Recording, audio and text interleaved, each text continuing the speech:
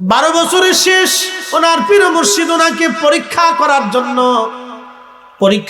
জন্য ওনাকে ওনার একজন মুরিদকে পাঠাইলেন, বাবা যাও, সে তো কুয়ার থেকে পানি উঠাই নিয়ে আসে, আজকে তার একটু পরীক্ষা করো। পরীক্ষা করার জন্য তার একজন পীর ভাই সে কুয়ার ভিতরে তাহাজ্জুদের সময় গেছে। আপনি বুঝতেই পারতেছেন তাহাজ্জুদের সময় কুয়ার থেকে পানি উঠাই এনে তারপরে হুজুরকে গরম করে দিতে হবে। এটা ছিল ওই ইব্রাহিম বিন আদমের খেদমত, যারে দুনিয়ার মানুষ দাসীবাদী রাজার খেদমত করত, আজকে তিনি আল্লাহ পাওয়ার জন্য একজন আল্লাহর ওলির খেদমতে দাঁড়ায় গেছে। একসাথে বলবেন আল্লাহু আকবার। ইমাম আবু হানিফা রাহমাতুল্লাহি আলাইহি তিনি প্রত্যেক এশা রুজু দিয়ে সারা রাত্র ইবাদত করে তিনি ফজরের নামাজ ওই ওযু দিয়ে আদায় করতেন। এইভাবে তিনি 1 আর 2 বছর করেন নাই, একটানা 40 বছর ধরে তিনি আদায় করলেন। একসাথে বলবেন না সুবহানাল্লাহ। কত বছর? জোরে বলেন। আচ্ছা, উনি কি এশার নামাজ পড়ে ঘুমায় থাকলে হতো না? হইতো কিনা? আবার উঠে জামাতে ফজর পড়লে হতো না? বলেন। আমি আপনাদেরকে একটা হাদিস শুনি। আল্লাহর নবী বললেন, আমার উম্মত তোমরা যদি এশার নামাজ জামাতের সাথে পড়ো এবং ফজরের নামাজ যদি তোমরা জামাতের সাথে পড়ো, তাহলে সারা রাত্র ইবাদত করলে যে নেকি, তুমি ঘুমায় থাকলেও আল্লাহ তোমার আমলনামায় সেই নেকি দেবে। আপনি যদি এশার নামাজ জামাতের সাথে পড়ে আবার ফজরের নামাজ যদি আপনি জামাতে পড়েন, সারা রাত আপনি ঘুমাবেন কিন্তু নেকি ঘুমাবে না। সারা রাত আপনি ঘুমাবেন কিন্তু মুনকার নেকির আপনার কিরামান কাতিবিন ঘুমাবে না। সারা রাত আপনি ঘুমাবেন কিন্তু কিরামান কাতিবিন ঘুমাবে না, নেকি ঘুমাবে না। আপনার আমলনামায় নেকি চলতে থাকবে, চলতে থাকবে, চলতে থাকবে, চলতে থাকবে। এই হাদিস জানার পরেও ইমাম আজম আবু হানিফা কেন তিনি এশার নামাজ পড়েই মসজিদে বসে রইলেন, সারা রাত্র ইবাদত করলেন, বাড়ি ফিরে গেলেন না? এই হাদিস জানার পরেও কেন সাহাবীরা সারা রাত্র ইবাদত করলেন? এই হাদিস জানার পরেও কেন ওলিরা সারা রাত্র ইবাদত করলেন? কারণটা এটার নাম আন-নওয়াফিল, অতিরিক্ত। আন-নওয়াফিল অতিরিক্ত, আন-নওয়াফিল অতিরিক্ত। এই অতিরিক্তরে আমরা বানাইছি বেদাত।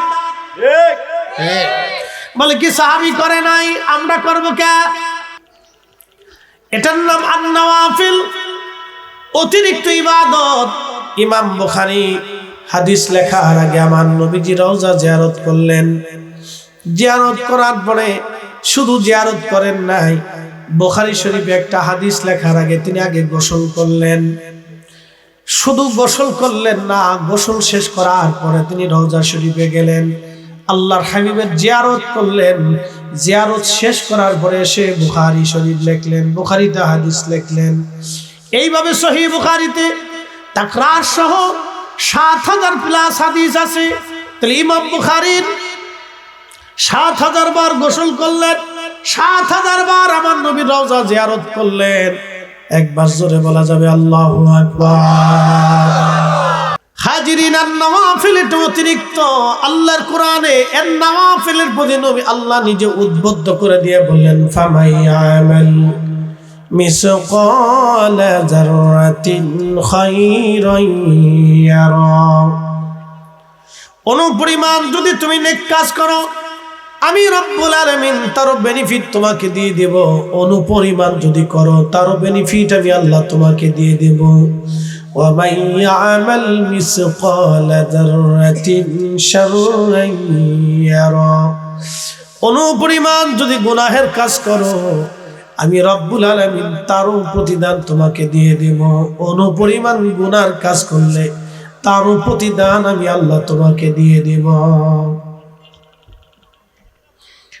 এই জন্য সুফিদের বক্তব্য হলো, গুনার কাজ যত ছোট হোক করব না, নেকের কাজ যত ছোট হোক ছাড়ব না। সুফিদের বক্তব্য হলো গুনার কাজ যত ছোট হোক করব না, নেকের কাজ যত ছোট হোক ছাড়ব না। গুনার কাজ যত ছোট হোক করব না, নেকের কাজ যত ছোট হোক ছাড়ব না। আল্লাহ কবুল করুক, জোরে বলেন আমিন। এটার নামই বেলায়েত। হযরতে আল্লাহর একজন মহান ওলি ছিলেন, তার নাম বন্ধুগণ ইব্রাহিম বিন আদহাম রাহমাতুল্লাহ আলাইহি। তিনি বলখের অনেক বড় জমিদার ছিলেন, বলখের অনেক বড় প্রভাবশালী একজন রাজা ছিলেন। তিনি চিন্তা করলেন, সারা জীবন রাজত্ব করলাম, আল্লাহ পাইলাম না, তো আজকে আমাকে আল্লাহ পেতেই হবে। আল্লাহ পাওয়ার জন্য রাজত্ব ছেড়ে দিয়ে ইব্রাহিম বিন আদহাম রাহমাতুল্লাহ আলাইহি আল্লাহর রাস্তায় বের হয়ে গেলেন। তো আল্লাহ রাস্তায় বের হওয়ার জন্য তিনি একজন শায়েখ, একজন মুর্শিদের দরবারের দিকে রওনা করলেন। এখন আপনারা প্রশ্ন করতে পারেন, ফরিদে হুজুর, আল্লাহ পাওয়ার জন্য কেন পীর ও মুর্শিদের প্রয়োজন হবে? কেন আল্লাহর পথে সাধনার জন্য একজন পীর ও মুর্শিদের দরকার? কারণ কি? একজন হক্কানি পীর ও মুর্শিদের প্রয়োজনীয়তা আমি আপনাদেরকে বলি, শুনে যান। আমি যেমন কামিল এবং ফিকা শেষ করতে আমার 22 বছর চলে গেছে। এই 22 বছরে আমি একটা সার্টিফিকেটের জন্য লড়াই করলাম। ঝড় বৃষ্টি তুফান উপেক্ষা করে মাদ্রাসায় গেলাম আসলাম।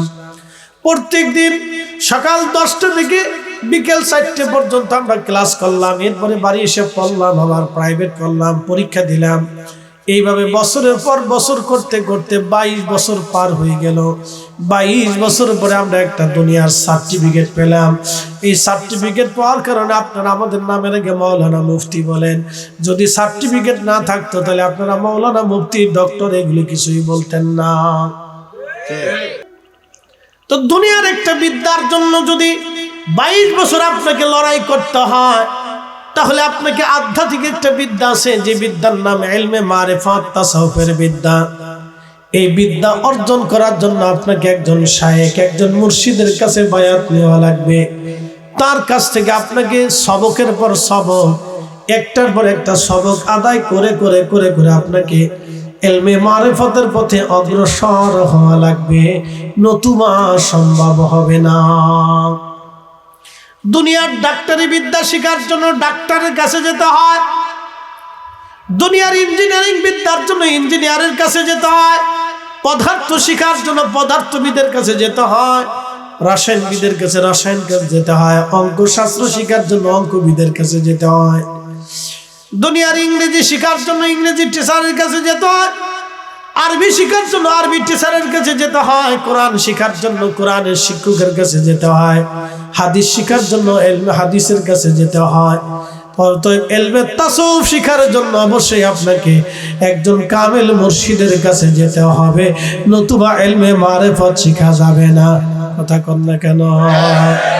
হযরতে ইব্রাহিম বিন আদহাম রাহমাতুল্লাহ আলাইহি তিনি একজন শায়েখ মুর্শিদের দরবারে চলে গেলেন। যাওয়ার পরে হুজুরকে বলেন, হুজুর আমি বাদশাহী ছেড়ে দিলাম আল্লাহ প্রাপ্তির পথে, তাসাউফ পাওয়ার জন্য, আল্লাহর মারিফত অন্বেষণ করার জন্য হুজুর আপনার সহবতে আমাকে নিয়ে নেন। আল্লাহর ওলি বললেন, ইব্রাহিম বিন আদহাম আপনি আমার সাথে থাকতে পারবেন, কিন্তু শর্ত হলো আপনি আমার তাহাজ্জুদের পানি জোগাড় করে দেবেন। কাশীপুরবাসী মনোযোগ দিবেন। হযরত ইব্রাহিম বিন আদহাম রাহমাতুল্লাহ আলাইহি একাধারে 12 বছর পানি উঠাইলেন। 12 বছর তাহাজ্জুদের পানি উঠানোর পরে ইব্রাহিম বিন আদহাম রাহমাতুল্লাহ আলাইহি তিনি এইবার ওনার পীর ভাই গেছেন ওই পানি উঠানোর জন্য। হুজুর পাঠাই দিয়েছেন, বাবা দেখো তারে পরীক্ষা করো। পানি উঠাইতে যাওয়ার পরে পীর ভাই ইচ্ছা করে ইব্রাহিম বিন আদহামকে পরীক্ষা করার জন্য আজকে ঝগড়া বাঁধিয়ে দিলেন। তো ঝগড়ার একটা পর্যায়ে ইব্রাহিম বিন আদহাম রাহমাতুল্লাহ আলাইহি তিনি তো আগে রাজা ছিলেন, সে বাদশাহী স্বভাব তার তখনও যায় নাই।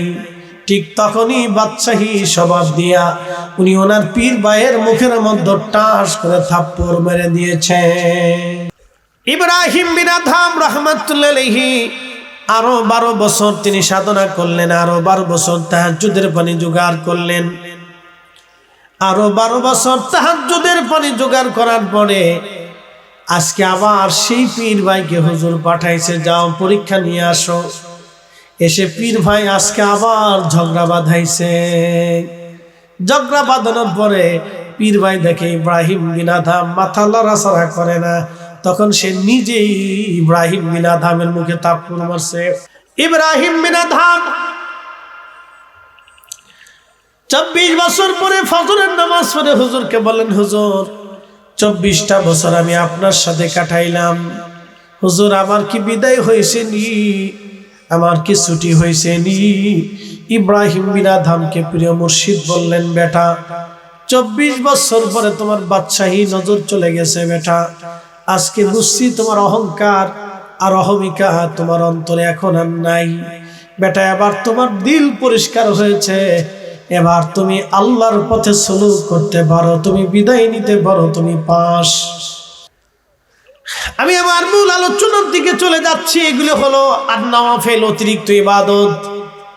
করলেও করতে পারেন, না করলেও নাও করতে পারেন, কিন্তু করলে নেকি আছে, না করলে গুনাহ নাই। কিন্তু যেহেতু করলে নেকি আছে, সেহেতু নেকের কাজ যত ছোট হোক আমরা ছাড়ব না। আল্লাহ কবুল করুক, জোরে জোরে বলেন আমিন। প্রিয় উপস্থিতি হাজিরিন, খুব মনোযোগ দিবেন। বলছিলাম ওলি হওয়ার জন্য হযরত ইব্রাহিম বিন আদহাম রাহমাতুল্লাহ আলাইহি তিনি চেষ্টা করলেন। 24 বছর পরে আল্লাহর পথে সাধনায় তিনি পাশ করলেন। এরপরে তিনি বের হয়ে গেলেন মক্কাতুল মুকাররমায়, দীর্ঘদিন আল্লাহর পথে কাটাইতে লাগলেন। দীর্ঘ যাবত আল্লাহর পথে কাটাইতে কাটাইতে ইব্রাহিম বিন আদহাম রাহমাতুল্লাহ আলাইহি মক্কায় হজ শেষ করে তিনি চিন্তা করলেন, আমি বাইতুল আকসা থেকে একটু ঘুরে ঘাড়ে আসি। হযরত ইব্রাহিম বিন আদহাম বাইতুল আকসায় রওনা করবেন, এমন সময় তিনি চলে গেলেন খেজুরের দোকানে। চিন্তা করলেন 1 সা খেজুর কিনবো। 1 সা খেজুর কিনে প্রত্যেক দিন সন্ধ্যায় 2টা খেজুর দিয়া সেহরির সময় 2-3টা খেজুর দিয়ে আমি সেহরি করবো এবং ইফতার করব। সারাদিন রোজা রাখবো, সারা রাত আল্লাহর ইবাদত করব, সারাদিন পথ চলবো। এইভাবে আমি সফর করতে করতে বাইতুল আকসায় যাব। বাইতুল আকসায় যে কিছুদিন ইবাদত করে এরপরে আমি আবার হেরেমে ফিরে আসব। তো খেজুরের দোকানে গেলেন খেজুর কেনার জন্য। তো 1 সা খেজুর কিনলেন, কিন্তু একটা খেজুর ওনার বেশি চলে গেছে। ওই একটা খেজুর উনি ফেরত দেন নাই। চলছেন বাইতুল আকসাতে উপস্থিত হলেন। চিন্তা করলেন 1টা মাস আমি পরিশ্রম করলাম, সফর করলাম, আমি তো মুসাফির, তাহলে অন্তত একটা রাত আমি একটু বিশ্রাম করি, কালকে সকাল থেকে আবার ইবাদত শুরু করব। উনি বাইতুল আকসার বারান্দায় হাতের ডানার উপরে মাথা দিয়ে শুয়ে পড়লেন। বালিশ নেই, কাঁথা কম্বল কিছুই নাই, শুধু হাতের ডানার উপরে মাথা দিয়ে ইব্রাহিম বিন আদহাম রাহমাতুল্লাহ আলাইহি শুয়ে রইলেন। চিন্তা করলেন তাহাজ্জুদের সময় থেকে আবার ইবাদত শুরু করবো। এশার নামাজ পড়ে বিশ্রামে ঘুমিয়ে গেলেন। গভীর ঘুমে আচ্ছন্ন স্বপ্নের ভিতরে দেখলেন 2 জন ফেরেশতা বাইতুল আকসার ভিতরে প্রবেশ করতেছে ওই বারান্দার দরজা দিয়ে। যে দরজার পাশে তিনি ঘুমানো ছিলেন, ইব্রাহিম বিন আদহাম রাহমাতুল্লাহ আলাইহি সেই দরজার পাশে ঘুমানো দেখে 2 জন ফেরেশতা হেঁটে হেঁটে বাইতুল আকসার ভিতরে যায়। একজন ফেরেশতা আরেকজনকে ডাক দিয়ে বলল, ভাই ওনাকে কি চিনো? বলে না। উনি জমানার ওলি ইব্রাহিম বিন আদহাম, বাদশা ছিল। আল্লাহ পাওয়ার জন্য বাদশাহী ছেড়ে দিয়ে দুনিয়া বিরাগী হইয়া মুজাহাদা করতে করতে বাইতুল আকসায় আসছে। কিন্তু আজকে 1 মাস হলো তার কোনো দোয়া, কোনো ইবাদত আল্লাহর দরবারে কবুল হয় না। ইব্রাহিম বিন আদহাম রাহমাতুল্লাহ আলাইহি চিন্তা করলেন, স্বপ্নের ভিতরে দেখে দুইজন ফেরেশতা, একজনকে বলে আজকে 1 মাস হলো তার কোনো দোয়া, কোনো দুরূদ, কোনো দোয়া, কোনো ইবাদত কবুল হয় না। তো ফেরেশতা জিজ্ঞেস করলো কেন হয় না? বলে সে মক্কার বাজার থেকে 1 সা খেজুর কিনছিল, একটা খেজুর বেশি চলে আসছে, সে ফেরত দেয় নাই। ফেরত না দেওয়ার কারণে আজকে আল্লাহর দরবারে কোনো দোয়া ইবাদত তার 1 মাস হলো কবুল হয় না, কবুল হয় না, কবুল হয় না। এবার যদ্দূর করেন মিলাদ নিয়ে ঝগড়া করেন। প্রিয় উপস্থিতি, খুব মনোযোগ দিবেন। হযরত ইব্রাহিম বিন আদহাম রাহমাতুল্লাহ আলাইহি কাঁদতে কাঁদতে ফজরের নামাজ পড়ে আবার বের হলেন। তিনি আবার 1 মাস সফর করলেন। দোকানদারের কাছে এসে দেখলেন নতুন একজন ছেলে, যুবক সন্তান বসে আছে। ছেলেটা বসা, ইব্রাহিম বিন আদম রাহমাতুল্লাহ আলাইহি সালাম দিয়ে বললেন, বেটারে, সন্তান আমার, বলো এই দোকানদার একজন মুরব্বী ছিল 2 মাস আগে। বলে হ্যাঁ। বলে তিনি কে? বলে তিনি আমার আব্বা যান। তিনি কোথায়? বলে হুজুর তিনি 1 মাস আগে তিনি ইন্তেকাল করেছেন। বলে ছেলে আমার, বেটা আমার, তোমার আব্বা ইন্তেকাল করেছে? বলে হ্যাঁ। ছেলেরে, 2 মাস আগে তোমার আব্বার কাছ থেকে আমি 1 সা খেজুর কিনেছিলাম। একটা খেজুর বেশি যাওয়াতে আমি তেমন কিছু মনে করি নাই, ওই খেজুরটা আমি তারে ফেরত দেই নাই। আজকে 2 মাস হলো আমার কোনো দোয়া, কোনো ইবাদত আমার কবুল হয় না। সন্তান রে, আল্লাহর বান্দা, তুমি আমার ওই একটা খেজুরের দিনা মাফ করে দাও। ছেলেটা ডাক দিয়ে বলল, হুজুর ক্ষমা করে দিবেন, ওই খেজুরের মালিক ছিল আমার আব্বাজান। আমার আব্বাজান আপনার কাছে খেজুর বিক্রি করেছিলেন। যখন আমার আব্বা খেজুর বিক্রি করেছিলেন তখন মালিক ছিল আমার আব্বা। ওয়ারিশ সূত্রে এখন মালিক আমরা 3 জন, আমি, আমার ছোট বোন, আমার মা। হুজুর, আমি আমার খেজুরের অংশ দিনা মাফ করে দিতে পারি, কিন্তু মায়ের অংশ, বোনের অংশ মাফ করার অধিকার আমার নাই। একবার জোরে বলেন আল্লাহু আকবার। একটু চিন্তা করেন তারা কেমন মুসলমান ছিল। ইব্রাহিম বিন আদহাম চোখের পানি ছেড়ে দিয়ে বলল, আহা, ভাবছিলাম আমি আল্লাহর ইবাদত করি না, একটা বালকের কাছে আজ আমি হেরে গেলাম। আল্লাহু আকবার। বলে বেটা, তুমি তোমার অংশ মাফ করা। বলে হুজুর আমি আমার অংশ মাফ করে দিলাম। তোমার মার কাছে নিয়ে চলো। বলে মা বাড়িতে। বলে তোমার বাড়ি নিয়ে চলো। ইব্রাহিম বিন আদম বলেন আমি বাড়িতে গেলাম, সালাম দিলাম, আসসালামু আলাইকুম রাহমাতুল্লাহ। পর্দার আড়াল থেকে এক মহিলা বলল, হুজুর কি জন্য আসছেন? আমি পরিচয় দেওয়ার পরে বললাম, বোন আমার, 2 মাস আগে আপনার স্বামীর কাছ থেকে 1 সা খেজুর কিনেছিলাম। একটা খেজুর বেশি যাওয়ার কারণে আজকে 2 মাস হলো কোনো ইবাদত, কোনো দোয়া আল্লাহ আমার কবুল করে না। বোন রে, আমি দিনহীন আল্লাহর পথের একজন মুসাফির, আপনি আমার মাফ করে দেন। মহিলা ডাক ডাকাস, হুজুর ক্ষমা করে দিবেন, আমার স্বামী যখন খেজুর বিক্রি করেছিল তখন মালিক ছিল আমার স্বামী। আমার স্বামী আজকে দুনিয়ায় নাই, ওয়ারিশ সূত্রে আজকে আমরা 3 জন মালিক, আমার ছেলেটা, আমার মেয়েটা এবং আমি নিজে। হুজুর আমি আমার অংশ ক্ষমা করে দিতে পারি, কিন্তু আমার সন্তানের অংশ, মেয়ের অংশ ক্ষমা করার অধিকার আমার নাই। ইব্রাহিম বিন আদম কেঁদে দিয়ে বলল, বোন একই কথা আপনার ছেলেটাও বলছে। বোন আমার, আপনি ছেলের অংশ ক্ষমা করছে, আপনি আপনার অংশ মাফ করে দেন। বলে হুজুর আমি আমার অংশ মাফ করতে পারি, কিন্তু আমার মেয়ের অংশ মাফ করার অধিকার আমার নাই। বলতেছে, বোন আমার, আপনার মেয়েকে ঠিকানাটা বলেন। বলে তার শ্বশুর বাড়ি বিয়ে দিয়ে ফেলছি। এরকম বউ যদি কারো ঘরে হয়, তার পুরা ঘরটা আল্লাহর জান্নাতের বাগান হয়ে যাবে। কথা কোন ঠিক কিনা? এখন আমরা দেশের বেড়িতে বেশিরভাগ ফুচকা খাওয়া বেড়ি। হযরত ইব্রাহিম বিন আদহাম রাহমাতুল্লাহ আলাইহি বলতেছিলেন, বোন আমার, মেয়ের ঠিকানা দেন। বলে অমুক অমুক এলাকা, অমুক বাড়িতে আমার মেয়েটা। শ্বশুর বাড়ি। ইব্রাহিম বিন আদম রাহমাতুল্লাহ আলাইহি চলে গেলেন সেই বাড়ি। সালাম দিয়ে বললেন, মা 2 মাস আগে তোমার আব্বাজনের কাছ থেকে আমি 1 সা খেজুর কিনেছিলাম। মা, একটা খেজুরের কারণে আজকে 2 মাস আমার কোনো দোয়া, কোনো ইবাদত কবুল হয় না। মারে, খেজুরের দিন এটা আমার দয়া করে মাফ করে দাও। মেয়েটা ডাক দিয়ে বলতেছে, হুজুর ক্ষমা করে দিবেন, খেজুরের মালিক ছিলাম। আমার আব্বাজান খেজুর বেচার সময় আমার আব্বাজান ছিলেন মালিক। এখন খেজুরের মালিক হলাম আমি এবং আমার ভাই আর আমার মা। আমি আমার অংশ মাফ করতে পারি, কিন্তু আমার ভাইয়ের অংশ, বোনের অংশ, আমার ভাইয়ের অংশ, মায়ের অংশ মাফ করার অধিকার আমার নাই। চিৎকার মেরে জোরে বলেন আল্লাহু আকবার। চটপটি খাওয়া বেডি, স্বামী বিদেশ গেলে খালি টাকা পাঠানোর পরে খালি হুরুত করে মার্কেটে কেমনে দৌড় দেবে, পাখির মতো উড়ে উড়ে চলে যায়। স্বামীর অর্থ সম্পদগুলি নষ্ট করে বেহুদা সেইভাবে এইভাবে ডানে বামে, স্বামীর অর্থ স্বামীর সম্পদ যারা এইভাবে ডানে বামে নষ্ট করে, এই সমস্ত নারীরা কপালে শনি ছাড়া আর উপায় নাই। কথা কন না কেন? আমি ওয়াজ করলে আমারে আগামী বছর বেটিরা আর দাওয়াত দিবে না। না রে হুজুর, এই হুজুর দাওয়াত দেওয়া যাবে না। হুজুর জায়গা মতো শেষ করে দিয়ে গেছে রে, আমরা মার্কেট বন্ধ করছি। প্রিয় ভাই, আপনি দেখেন তাহলে বুঝেন তো ইসলামের আসলটা কোনটা, আপনি একটু বুঝেন। আমরা দিনের আসলটাকে ধ্বংস করে দিয়ে নকলটা নিয়ে মারামারি করতেছি। কি কথা ঠিক আছে না ভাই? দোয়া করি কার কাছে? আল্লাহর কাছে। তো আমি আল্লাহর কাছে দোয়া করব না তো দোয়া কি শয়তানের কাছে করব? আমরা বান্দা কার? আল্লাহ। তো আমরা আল্লাহর কাছে চাবো না তো চাবো কার কাছে? কথা ঠিক আছে না ভাই? চাবো কার কাছে? মাফ করবে কে? আল্লাহ। আল্লাহ মাফ না করলে আমরা মাফ করব কে? আর আমরা আল্লাহর কাছে না চাইলে আল্লাহর কাছে চাবে কে?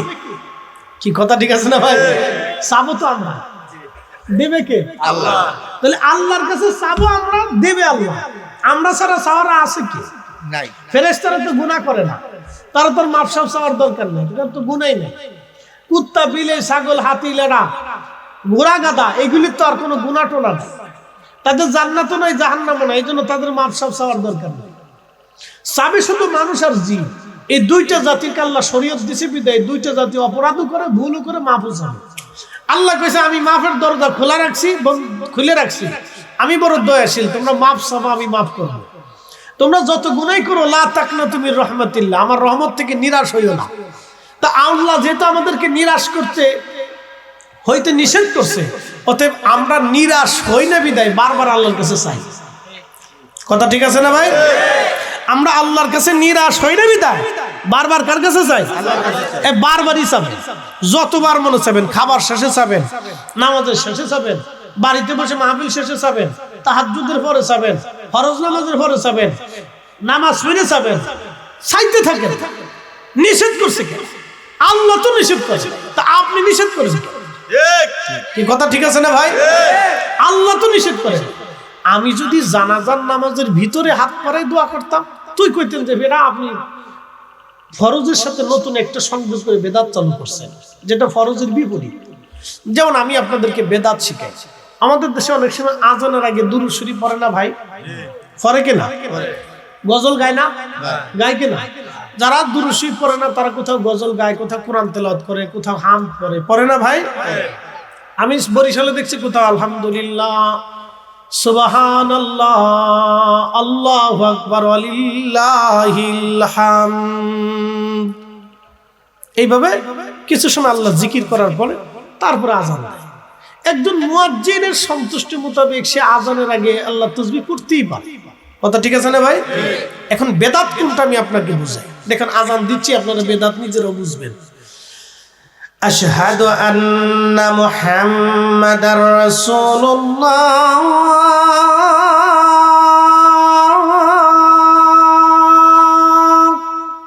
আসসালাতু ওয়াসসালামু আলাইকা ইয়া রাসূলুল্লাহ, আসসালাতু ওয়াসসালামু আলাইকা ইয়া হাবিবাল্লাহ, সুবহানাল্লাহ, আলহামদুলিল্লাহ, আল্লাহু আকবার, আশহাদু আন্না মুহাম্মাদার রাসূলুল্লাহ,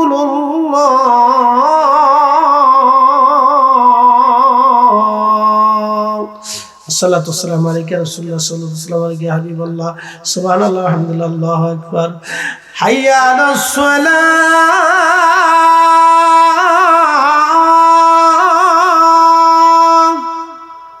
আজান হইছে? আপনারা বুঝতে পারছেন যে আজান হয় নাই, বেদাত হইছে। কি কথা কন না কে? বলে কারণ কি? আমি মূল আজানের শব্দমালার সাথে কিছু যোগ করা এবং বিয়োগ করা, এটা হলো বেদাত। আমরা উল্টাটারে বেদাত বানাইছি। মূল আজানের শব্দমালার সাথে কিছু যোগ করা, কিছু বিয়োগ করা, এটা বেদাত। কি কথা কন না কেন? কিন্তু আজানের আগে যেটা পড়ে ওটা বেদাত না, ওটা মুস্তাহাব। পড়লেও পড়তে পারে, না হলেও না করতে পারে, ওটা আজানের অংশ না, ওটা দুরুদের অংশ, দুয়ার অংশ, জিকিরের অংশ। কি কথা কন না কেন? বেদাত সুন্নাত বুঝাইতে পারছি? এই বুঝে থাকবে, ফিরে ফিরে ঝগড়া ঝগড়ি করেন না। খালি আজের ঝগড়া, মানুষ সুদ খাই খেয়ে ধ্বংস হয়ে যেতেছে, এটার খবর নাই। এ তাহলে আজের ঝগড়া নিয়ে পড়ে গেছে। কষ্ট হইতেছে আপনাদের? আপনাদেরকে এগুলি বুঝানোর দায়িত্ব আমাদের। এগুলো নিয়ে ঝগড়া করেন না। যাদের বিরূপ যারা আছে, যারা বিরোধিতা করেন, তারা আমি জানি না হয়তো দলের টানে মতের টানে করে ফেলেন। এগুলো করেন না ভাই, এগুলো না করাটাই ভালো। আপনি মানুষকে শিখান যে বাবা তুমি হালাল খাও, যেটা খাইলে মানুষের দোয়া কবুল হবে। আমি আপনারা আরেকটু বুঝাই, একটু বুঝেন। এই আমার দিকে তাকান, খুব সূক্ষ্ম পয়েন্টে বুঝবেন, এগুলো সূক্ষ্ম পয়েন্ট। একজন লোক শুয়োরের গোশত খাইয়া হেরেমে নামাজে দাঁড়াইছে। ধরেন নামাজ হবে একসাথে। তার পোশাক সুন্দর, কেরাত সুন্দর, চেহারা সুন্দর, লাহান সুন্দর, জায়নামাজ সুন্দর, নামাজ হবে? কারণ কি? হারাম। জোরে বলেন কারণ কি? জোরে বলেন। একজন লোক সারাদিন পরিশ্রম করে 500 টাকা রুজি করে হালাল খাবার খেয়ে এসে নামাজে দাঁড়াইছে। তার পোশাক সিরা, লুঙ্গি সিরা, তালি দেওয়া, তার টুপিটাও সেরা, তালি দেওয়া, তার চেহারা অসুন্দর, চুল দাড়ি খুশকো খুশকো, সে নামাজে দাঁড়াইছে, নামাজ হবে? তাহলে আপনি বুঝে যান, আপনি আসল দিন বুঝে যান। মিলাদ নিয়ে, জানাজার পরে দোয়া নিয়ে, কোরআন খতম নিয়ে, ফাতিহা নিয়ে এগুলি নিয়ে ঝগড়া করেন না। যারা নিষেধ করতে চান, করার দরকার নাই। আপনি আসলটা বুঝান। আপনি যাদেরকে নিষেধ করবেন তাদেরকে ওইটা নিষেধ না করে আপনি তাদেরকে বুঝান যে আপনাকে আসল হালাল খাবার খেতে হবে। আপনি ওই মজলিসে আসেন, আপনাকে ওই মজলিস ছাড়তে কইছে কে? আপনি চাইলেই তো 10 জন জোগাড় করতে পারবেন না, কিন্তু মিলাদ দিয়ে তো আপনি 10 জন এক জায়গায় করতে পারতেছেন। কথা ঠিক আছে না ভাই? তা আপনি যেহেতু 10 মিনিট সময় পান, ওই 10 মিনিটে আপনি মিলাদের মজলিসে বসে তারে বুঝান যে বাবারে আপনার আজকে রাসূলের দুরুদে আসছেন, আল্লাহ জিকির আসছেন, একজন মানুষ কবরে চলে গেছে, তার দুয়ার মাগফিরাতে আসছেন, বাবাজি আপনার সে কবরে চলে গেছে, আমরাও চলে যাব, আপনারা হালাল খাবার খান, এই দিন দিন দিন দিন মানেন। আপনি তারে বুঝান। আপনি যদি তারে নিষেধ করেন যে এটা করাই যাবে না, তো এইরকম বহু মানুষ করা বাদ দিয়ে দিছে, কারো লাভ হয় নাই, শয়তানের লাভ হয়েছে। কি কথা ঠিক আছে না ভাই? বহু মানুষের বাড়ি ঘরে দোয়া দুরুদ বন্ধ হয়ে গেছে, কারোই লাভ হয় নাই, শয়তানের লাভ হয়েছে, কারো লাভ হয়নি। আপনি দেখাইতে পারবেন না যে দোয়া দুরুদ বন্ধ করিয়া নারীদের বেপরদা বন্ধ হয়েছে? দেখাইতে পারবেন যে এক বাড়ির দোয়া বন্ধ হয়েছে, ওই বাড়ির বেপরদা বন্ধ হয়েছে? দেখাইতে পারবেন না। তার তো লাভ হয় নাই। তো যেখানে লাভ হয় না, তাহলে সেখানে আমি কেন এটা বন্ধ করতে যাব? আপনাদেরকে আমি সূক্ষ্ম পয়েন্ট দিয়ে বুঝাইলাম। এটা হলো সুস্থতা বোধের গল্প আর কি। আমি 50-50 করে আপনাদেরকে বুঝাইলাম। তা আল্লাহ আমাদেরকে সহি সবজ দান করুন, সকলে বলে না আমিন। তেলের গাড়ি তেলে চলি, হাওয়ার গাড়ি হাওয়ায় উড়ে, বিনা তেলে চালাই গাড়ি নবী সুলাইমান। আমরা সেই মুসলমান, আমরা সেই মুসলমান। ও আজ আমার শেষ কথা, আপনাদেরকে আশা করি বুঝাইতে পারছি। আমি অনেক দলিল দিলেও বুঝাইতে পারতাম। বলতে হুজুর আপনি মিলাদের পক্ষে দলিল দেন, অনেক দলিল দিতে পারতাম। দোয়ার পক্ষে দলিল দেন, তো অনেক দলিল দিতে পারতাম। তো দলিল দিলে অনেক ভাইরা মানে না, এই জন্য আপনাকে নেগেটিভ। আমার দিকে তাকান, অ্যালোপ্যাথিকের বিদ্যা দিয়ে ওপেন হার্ট সার্জারি করা যায়? না না, হোমিও বিদ্যা দিয়ে কি ওপেন হার্ট সার্জারি করা যায়? যে হোমিও ডাক্তার যত বড় ডাক্তার হোক সে জীবনেও কোনোদিন ওপেন হার্ট সার্জারিতে পারবে না। আবার যে ওপেন হার্ট সার্জারি করে সে অনেক বড় ডাক্তার, সে কিন্তু হোমিওপ্যাথিক পারবে না। কিন্তু দুটোই চিকিৎসা শাস্ত্র, দুটোই চিকিৎসা শাস্ত্র। তো দুই চিকিৎসা শাস্ত্রের দুই রুলস, দুই নিয়ম। একই রোগের দুই ধরনের ওষুধ, একই রোগের দুই ধরনের ওষুধ, কিন্তু শেফা দেয় কে? আল্লাহ। মানে একসাথে বলেন কে দেয়? আল্লাহ। একই রোগ, ধরেন আমার জ্বর হয়েছে, অ্যালোপ্যাথিকে গেলে এক ওষুধ, হোমিওতে গেলে আর এক ওষুধ, কবিরাজিতে গেলে আর এক ওষুধ। আমরা হুজুরদের কাছে আসলে পানি পড়া, কি কথা কর না কেন? আমরা হুজুরদের কাছে আসলে কি পানি পড়া। তো এখনকার তার পানি পড়ার ঘোড়ার ডিম তার বরকত টরকত নাই। বলে হুজুর কেন নাই? আমরা এখন যত পানিতে ফু দেই কাজ হয় না, কাজ হয় না। বলে কারণ কি? আগের যুগে 3 গ্রাম মিলে এক মসজিদ ছিল, মসজিদের ইমাম সাহেব হুজুরে বলে তো মুন্সি সাহেব, ঠিক আছে না? তো মুন্সি তো খুব কড়া মুন্সি ছিল। যেই বাড়ির মহিলারা বেপরদায় রাস্তায় চলতো, মুন্সি সেই বাড়ি খাবার খাইতো না। একসাথে বললেন আল্লাহু আকবার। মুন্সি তো মুন্সি, খুব কড়া মুন্সি, মুন্সি খুব মারাত্মক মুন্সি। আর আমরা দাওয়াত যে দেয় হেই খায়, হের বাড়ি দাওয়াত খায়, সুদ করে বাড়িও খায়, ঘুষ করে বাড়ি খায়, চোরের বাড়িও খায়। তো যার কারণে যতই দোয়া কালাম করে ফুদ এই কাম হয় না। সোজা হিসাব করে দিলাম, একবার অরিজিনাল কথা কই দিলাম। কি কথা কন না কেন? হক কথা দিতা।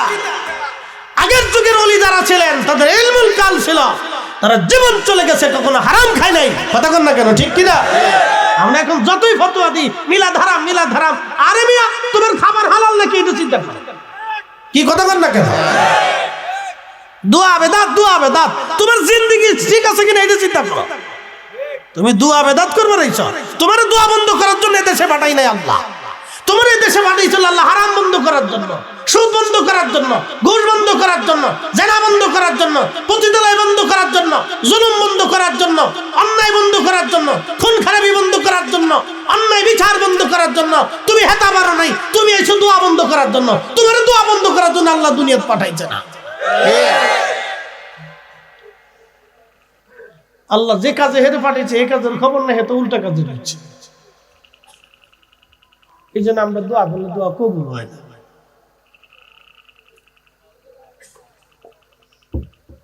আমার কথা কি লজিক আছে? আর কি কয় যে না?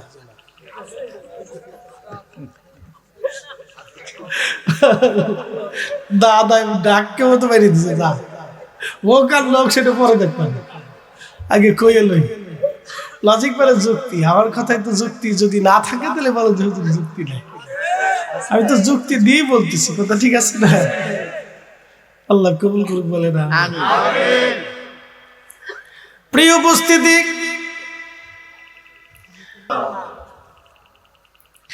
মাফ করে দিবেন, এখন অনেক পীর সাহেবরা নামাজি বলে না।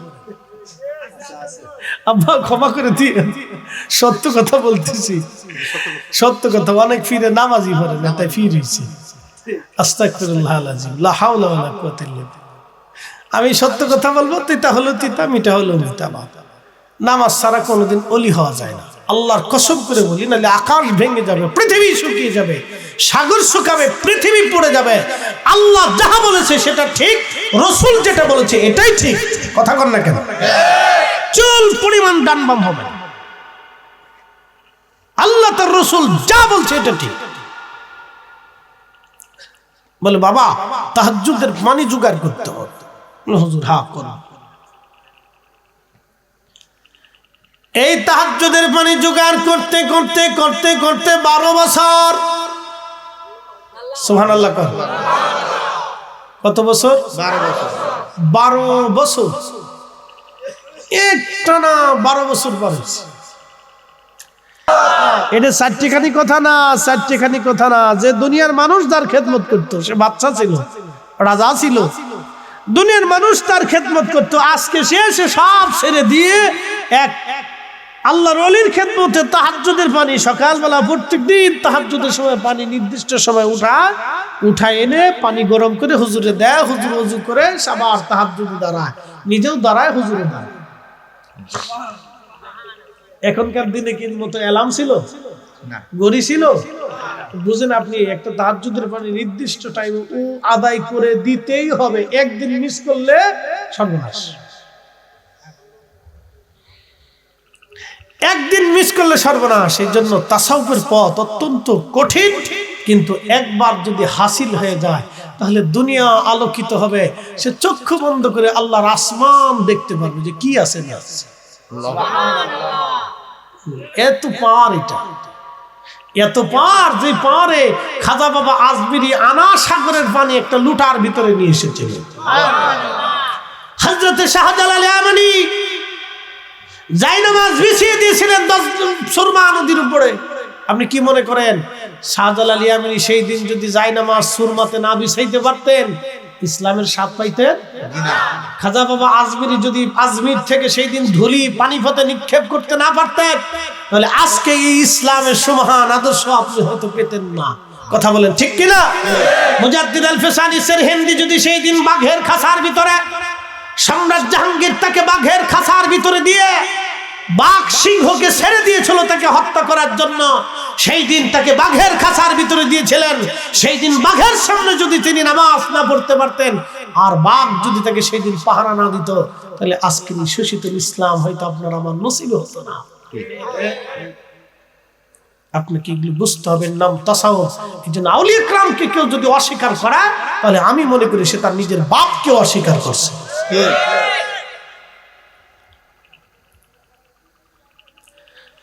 প্রিয় উপস্থিতি, এক থাপ্পড় তো থাপ্পড় টাপ্পড় মারার পরে পানি লইছে, হুজুর কিছু বলে নাই, চুপচাপ তাহাজ্জুদ পড়ছে, ফজর পড়ছে। 12 বছর শেষ। ইব্রাহিম বিন আদহাম বলল, হুজুর 12 বছর তাহাজ্জুদের পানি জোগাড় করছি, তাহাজ্জুদের ইবাদত করছি আপনার সাথে, আমার কি ছুটি হইছে? বলতেছে, বেটা 12টা বছর তুমি তাহাজ্জুদের পানি জোগাড় করছো, কিন্তু বেটারে তোমার বাদশাহী নজর এখনো যায় নাই। ওই যে থাপ্পড় মারছে, পরীক্ষায় ফেল। পরীক্ষায় কি করছে? ফেল করছে। বেটারে 12টা বছর তুমি তাহাজ্জুদ পড়ছো, কিন্তু বাদশাহী স্বভাব। বলে, হুজুর তুমি তোমার পীর ভাইকে আজকে থাপ্পড় মারছো? বলে, হ্যাঁ ভুল হয়ে গেছে। কে বেটা, তোমাকে আরো 12 বছর থাকতে হবে। একসাথে বলবেন আল্লাহু আকবার। পারবো নি আমরা? আরো 12 বছর থাকতো। আপনি দেখছেন যে সাধনাটা কত কঠিন ছিল তার। আল্লাহর আকাশের দিকে তাকালে বৃষ্টি তো এমনি হতো না। করেছে আমার ওলিরা চাইতে দেরি হবে, আসমান থেকে আসতে দেরি হবে না, আমি দিতে দেরি করব না। একসাথে বলি আল্লাহু আকবার। প্রিয় উপস্থিতি, কত বছর পরে? 24 বছর তাহাজ্জুদের পানি জোগাড় করছে, পড়ছে, পড়তে পড়তে পড়তে পড়তে পড়তে পড়তে পড়াইতে পড়াইতে পড়াইতে পড়াইতে পড়াইতে পড়াইতে পড়াইতে পড়াইতে 24 বছর পরে বাস ইলমুল কাল, দিল সাফ হয়েছে, অহংকার নেই। 24 বছর পরে অহংকার মুক্ত হয়েছে। পৃথিবীতে এরকম কয়জন আছে আপনি দেখেন? নাই কেউ।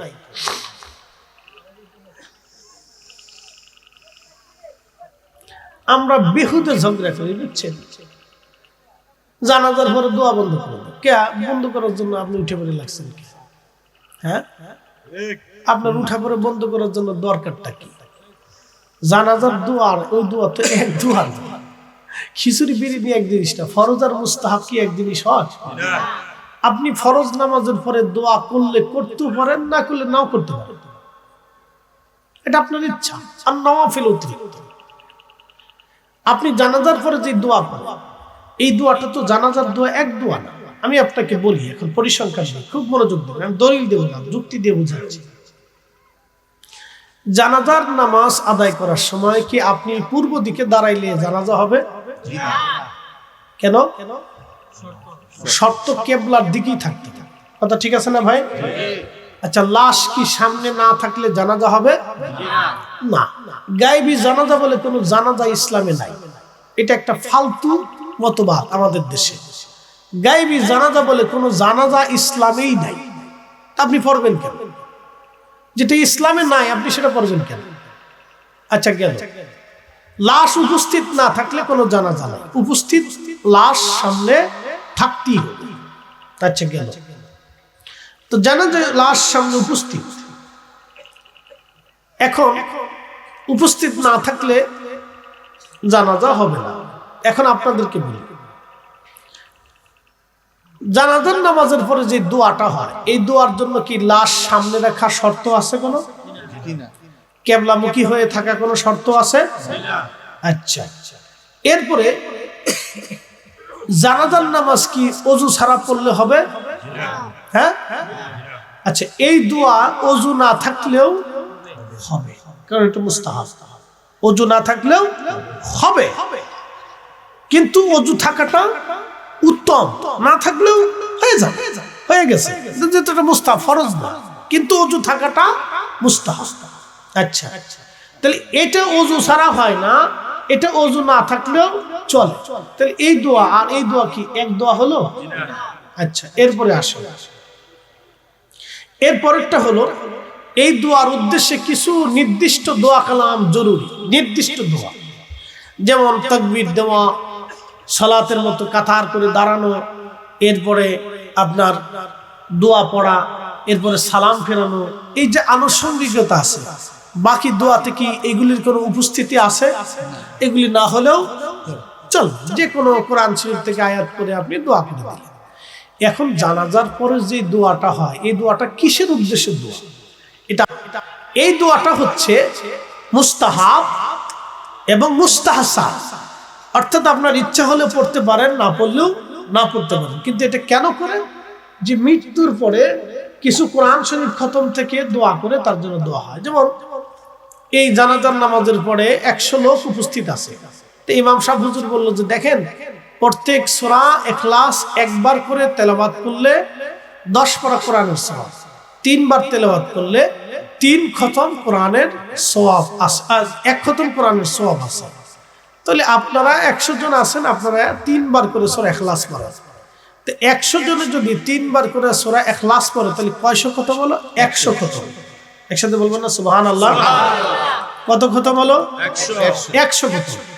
ওই 100 খতমের নেকিটা মরহুমের রূহের উপর বকশিশ করার জন্যই মূলত জানাজার পরে এই দোয়াটা। এটা ভিন্ন কোনো উদ্দেশ্য, এটা ফরজিয়াত না। এটি ইচ্ছা করলে করতে পারে, না করলে নাও করতে পারে, কিন্তু মূলত ওই যে তার রূহের উপরে নেকি বকশিশ করার জন্য এই দোয়াটা। এখন প্রশ্ন করতে পারেন যে হুজুর, এই দোয়ার ব্যাপারে কি রাসূলের ইজাজত আছে? হ্যাঁ, আছে। মুতার প্রান্তরে রাসূল করিম মদিনায় দাঁড়াইয়া আল্লাহর নবী মুতার যুদ্ধে 3 জন সাহাবী শহীদ হলো।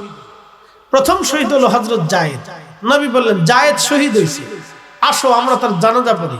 ও সাল্লা আলাইহি, হাদিসের পরিভাষা, ও সাল্লা আলাইহি, নবীজি তাদেরকে নিয়ে সাহাবায়ে কেরাম নিয়ে তার জানাজা পড়লেন।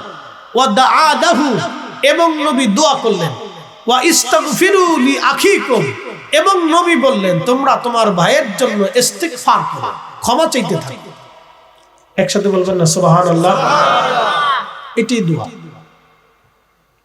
উদ্দেশ্য এটাই। নবীজি জানাজা পড়লেন, দোয়া করলেন এবং সাহাবীদেরকে বললেন তোমরা ইস্তিগফার করো, তার জন্য ক্ষমা চাও। তার অর্থ হলো জানাজার পরে দোয়া করার অনুমতি আল্লাহ রাসূল দিয়ে রাখছেন। অতএব এটাকে নিষেধ করে ঘন ঘটা করে বিদায় করে মারামারি করা, ধরাধরি করা বন্ধ করতেই হবে। এগুলি এটা এক ধরনের, আমি মনে করি যে অতিরিক্ততা। এগুলি বন্ধ করার চাইতে আপনি ওই সুদের কারখানা বন্ধ করেন, যা বন্ধ করেন, পতিতালয় বন্ধ করেন, এটাও জরুরি, ফরজ হয়ে গেছে। কথা ঠিক আছে না ভাই? আপনি যদি পারেন তাহলে আপনার এলাকার একটা এনজিও বন্ধ করেন, দেখেন পারেন কিনা। কথা ঠিক আছে না ভাই? এটা বন্ধ করেছে, তো আপনি আগে এনজিও বন্ধ করেন, দেখেন পারেন কিনা। সবাই মিলে মিশে যায় একটা এনজিও বন্ধ করে দেন, যে এটা সুদ, সরাসরি সুদ করে মানুষকে গুমরা করতেছে, আমাদের দেশে বিষ ছড়াইতেছে, অসংখ্য মানুষের হালাল রুটি রুজিকে ধ্বংস করে দিচ্ছে। আমরা আজকে এই দেশে আমাদের এখানকার কোনো এনজিও চলতে দেব না। এটা বন্ধ করলে তাহলে আলহামদুলিল্লাহ আমরাও আছি। যেটা করার দরকার এটা না, খালি উল্টেটা লয়ে রয়েছি আমরা। প্রিয় উপস্থিতি,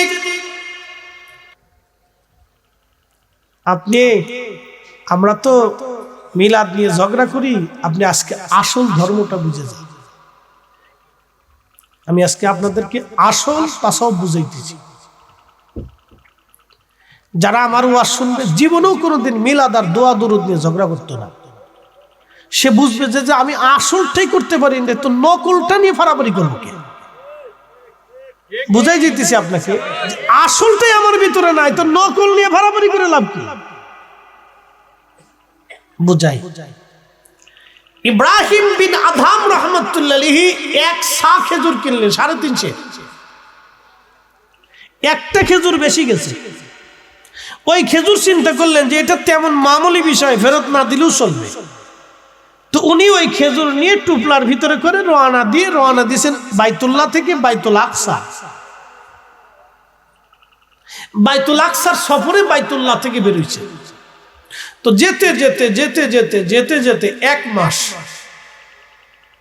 সারাদিন রোজা রাখছে, সারাদিন পথ চলছে, সারা রাত্র আল্লাহর ইবাদত করছে, সন্ধ্যাবেলা 2-3টে খেজুর দিয়ে ইফতার করছে, রাত্রিবেলা 2-3টে খেজুর দিয়ে সেহরি করছে। বলেন আমরা পারবো? অসম্ভব। আবার সারা রাত্রের ইবাদত, সারা দিনে পথ চলা, 1 মাস পর্যন্ত কোনো ঘুম নাই, পারবেন? পারবেন না, অসম্ভব। করেন, যারা বন্ধ করবার চান তো করেন, আপনি বন্ধ করেন, তা আসলটা তো বন্ধ করতে পারেন না। মুসলমান যেটা থেকে মুসলমান হবে সেটা পারেন নাই তো। মুসলমানের যেটা প্রয়োজন সেটা মুসলমান পারে নাই। বলেন ওযু ছাড়া নামাজ হয়?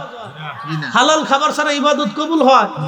তো মুসলমান আপনি এই কাশীপুর থেকে শুরু করে এই সারা এই থানার নাম কি, তিতাসের ভিতরে পুরা থানা খোঁজ নিয়ে দেখেন যে কয়জনের ঘরে হালাল খাবার আছে। আপনি দেখেন, আপনি খুঁজেন, খুঁজলেই পাওয়া যাবে, তার বেশি দূর যাওয়ার দরকার নেই।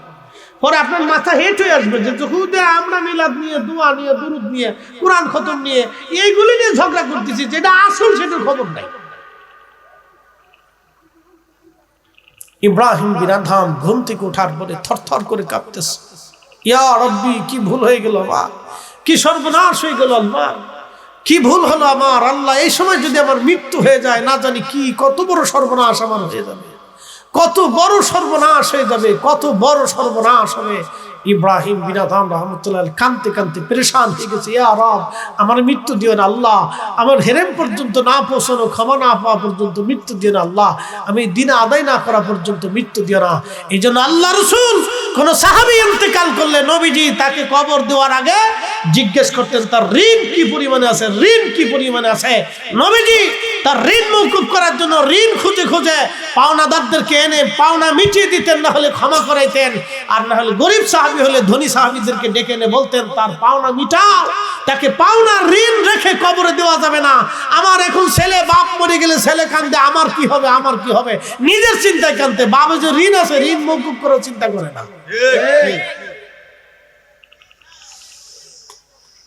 আপনি আসলটা বুঝে যান, আসলটা বুঝে যাবেন।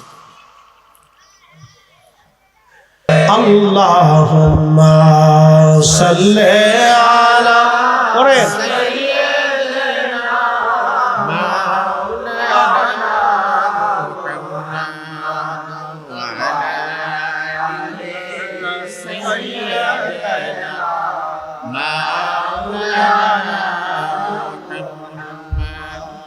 এখন 1 মিনিট, এখন কেউ যদি আমাকে জিজ্ঞেস করে, হুজুর এই যে আপনারা দলবদ্ধভাবে সুর দিয়ে দুরূদ পড়লেন, কোন সাহাবী পড়ছে? পড়ে নাই, যেহেতু তাহলে বেদাত বলতে পারে। এখন আমি যদি তাকে জিজ্ঞেস করি, তাহলে বলেন তো ঘন ঘটা করে দিন তারিখ নির্দিষ্ট করে আলেম ওলামা দাওয়াত করে, অতিথি সভাপতি প্রধান বক্তা লোকজন ভাড়া করে এইভাবে হুজুর দাওয়াত করে, এই সিস্টেমে মাহফিল কে কোন সাহাবী কোন দিন করছে সেও জবাব দিতে পারবে না। কি কথা কর না কেন? সেও জবাব। যদি জিজ্ঞেস করি ভাইরে আপনি তো আমার কাছে দুরুদের দলিল চাইলেন, তাহলে বলেন তো আপনার বাড়ির মসজিদ সুন্দর করে পাকা বস্তা করে রং তামাশা করিয়া মিনার টিনার বানাইয়া একবারে সুন্দর উঁচু বিল্ডিং টিল্ডিং করে একবারে টাইলস টাইলস এসিমিসি লাগাইয়া সুন্দর করে এত ঢক শাক সুন্দর সাজসজ্জা নবীর কোন সাহাবী করছে? কোন জবাব। যে নবীও করে নাই সাহাবীও করে, তা আপনি করলেন কেন? নেকের উদ্দেশ্যে করছেন, তো নেকের উদ্দেশ্যে বেদাত করলেন কেন? যেটা সাহাবী করে নাই রাসূল করে নাই আপনি করলেন কেন? জবাব দিতে পারবেন? কিয়ামত পর্যন্ত কোনো জবাব নেই, কেউ পারবে না, আজও পর্যন্ত নেই, কিয়ামত পর্যন্ত কেউ জবাব দিতে পারবে না। কি জবাব দিবে? আমি যদি জিজ্ঞেস করি যে রাসূলের নবীর মসজিদ কাঁচা ছিল কেন, খেজুর পাতার ছাউনি ছিল কেন, নবী যদি বলতেন হে সাহাবীরা তোমার রক্ত কেটে হলো কলিজা কেটে হলো আমার মসজিদ প্রাসাদ করে দিতে হবে। পৃথিবীর এত রাজা বাদশার বাড়ি প্রাসাদ হলো, রাসূলের মসজিদ তখন প্রাসাদ হতে পারতো না? সাহাবী کرام জীবনে সব উজাড় করে হলো রাসূলের মসজিদ প্রাসাদ বানাই দিতে পারতো। কি কথা কর না কেন? তো নবী মসজিদও ওইভাবে রাখলেন, নামাজ ওইভাবেই পড়লেন, তো রাসূল মসজিদ পাকা করলেন কেন? সব কি সাহাবীরা জানতেন না? তো সাহাবীরা সব জানার পরে রাসূলের মসজিদ পাকা করলো না, আপনি আপনার বাড়ির মসজিদ পাকা করেন, আপনি দলিল দেন। কিয়ামত পর্যন্ত দলিল খুঁজে পাবেন না, কোন দলিল। তো এই জন্য গুতাগুতি করলে গুতাগুতির কোনো শেষ নেই। কি কথা ঠিক আছে না ভাই? যদি আমরা খুশাখুশি করি তাহলে খুশাখুশির শেষ নাই। খুশাখুশি করলে পাল্টাপাল্টি করলে তো পাল্টাপাল্টি শেষ নাই। এখন প্রশ্ন হলো আমরা মাহফিল করব কেন? যদি আজকের এই মাহফিল না হতো তাহলে আমিও আসতাম না, আপনারাও বসতেন না। যদি না বসতেন তাহলে কোরআন হাদিসের এই কথাগুলো হতো না, জিকিরও হতো, দোয়া হতো। তাহলে বুঝা গেল সামান্য একটু বেদাতের ফতোয়ায় আমরা অনেক বড় উপকার থেকে মারুম হয়ে যেতাম। কথা ঠিক আছে নাকি? এই জন্য আমাদের বাড়িতে যদি মিলাদের মাহফিল হয়, যদিও নাম মিলাদ কিন্তু কাজ হয় কার? না না একসাথে বলেন, কার হয়? কোরআন তেলাওয়াত কার? জিকির কার? আমার রাসূলের দুরূদ 6। কথা ঠিক আছে না ভাই? দোয়া হয় কার কাছে? তো আল্লাহর কাছে দোয়া হলো, যদিও নাম মিলাদ কিন্তু দোয়া হয় কার কাছে? তাহলে বোঝা গেল এটা সাধারণ জায়গা থাকে না, এটা হিলাকুজ জিকির, এটা দুনিয়ার বেহেশতের বাগানে পরিণত হয়ে যায়। কথা বল ঠিক কি না? তাহলে আপনি বেদাতের ফতোয়া যতই দেন, রাসূল বলে দিয়েছেন এটা বেহেশতের বাগান। এবার মন চাইলে করেন, না চাইলে না করেন। আন-নওয়াফিল অতিরিক্ত মন চাইলে করতে পারেন, না চাইলে নাও করতে পারেন। জোর করে আপনার বাড়ি যাই মিলাদ পড়াবো না, আমার বাড়ি এসে আপনি মিলাদ পড়াবেন না। কথা ঠিক আছে না ভাই? এটা আন-নওয়াফিল। যারা বলেন এটা কি আন-নওয়াফিল অতিরিক্ত। আল্লাহ বলেন ফামাইয়ামাল মিসকালা যাররাতিন খাইরান ইয়ারা, অনুপরিমাণ নেক কাজ যদি করো তাহলে আমি বেনিফিট দিয়ে দেব। এখন প্রশ্ন রাখতে পারেন ফরিদি হুজুর আপনি এত সুন্দর করে এগুলি সাজায় সাজায় বলতেছেন কেন? বলার পিছনে আমার একটা উদ্দেশ্য আছে।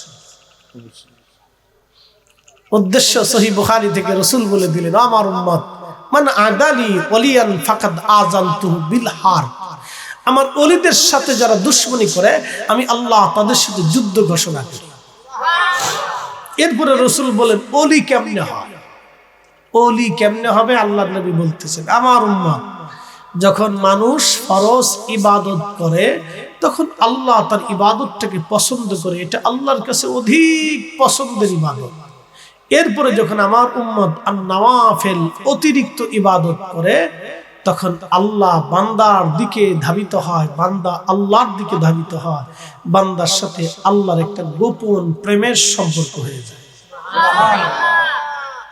বলে দিই কিভাবে হয়। আপনি একজন শ্বশুর বাড়ি আত্মীয়তা করছেন, শ্বশুর বাড়ি তো আপনার স্ত্রী আপনার এক মহিলাকে বিয়ে করে আনছেন, বিয়ে করার সুবাদে স্ত্রীর বোন আপনার আত্মীয় হয়েছে, তার ভাই আত্মীয় হয়েছে, তার মা তার বাবা আত্মীয় হয়ে গেছে, তার পরিবারের খালা খালু ফুফা ফুফু আত্মীয় স্বজন দাদা দাদি নানা নানি আপনার স্ত্রীর যারা আছে তারা আপনার আত্মীয় হয়ে গেছে। কথা ঠিক আছে না ভাই? শুধু এক বিবাহের কারণে কি হয়েছে, সে আপনার আত্মীয় হয়েছে, আপনি তার আত্মীয় হয়েছে। এখন আত্মীয় হওয়ার সময়, বিবাহের সময় কিন্তু ইজাব কবুলের সময় শর্ত থাকে না যে আব্দুল করিম অমুক গ্রাম নিবাসী অমুকের ছেলে 1 লক্ষ টাকা দেল মোহরে 50,000 টাকা উসলে বাকি 50,000 টাকা রেখে এবং আপনার আব্বারে কাপড় চোপড় দিবে, আপনার মারে দিবে, আপনার ভাইরে দিবে, আপনার বোনেরে দিবে, আপনার খালারে দিবে, ফুপুরে দিবে, দাদিরে দিবে, মাঝে মধ্যে আপনার বাড়ি বেড়াইতে আসবে, মিষ্টি মিষ্টি নিয়ে আসবে, দই নিয়ে আসবে, এরপরে কিছু মুরগা টুরগা খাসি টাসি এগুলো মাঝে মধ্যে আনবে, আপনাদেরকে খাওয়াবে, আপনারাও খাওয়াবেন। এই শর্তে আপনার সাথে বিয়ে। এরকম কোন শর্ত আছে ভাই? তাহলে শ্বশুর বাড়ি গেলে মিষ্টি নেন কে?